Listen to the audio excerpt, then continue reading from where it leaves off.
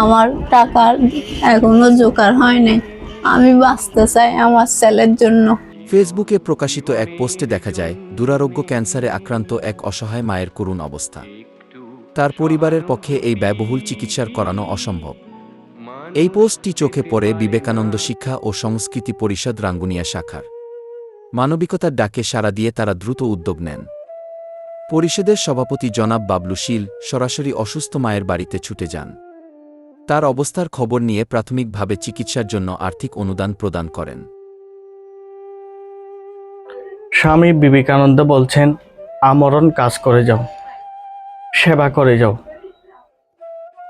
আমি তোমাদের সঙ্গে সঙ্গে সবসময় রয়েছি। আমার শরীর যদিও বা চলে যায়, আমার শক্তি তোমাদের সাথে কাজ করবে।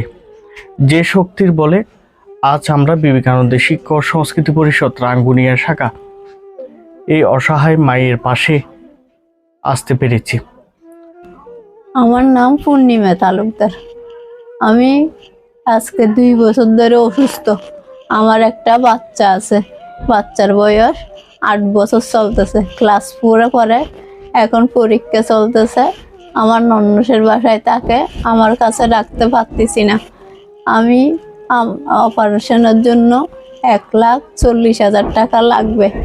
আমার টাকার এখনো জোগাড় হয় নাই। আমি বাঁচতে চাই আমার ছেলের জন্য। আমার ছেলে আমার ছাড়া কেউ নাই। আর আমার 2 বছর এখন 2024 সাল শেষ হয়েছে। 2 বছর হ্যাঁ, ক্যান্সারের আক্রান্ত। একটা প্রথম অপারেশন হয়েছে, এখন আরেকটা কেমোর জন্য আমি বেশি হয়ে গেছি। আমাকে যদি সবাই সহযোগিতা করে আমি আবার সুস্থ হয়ে ফিরে আসব।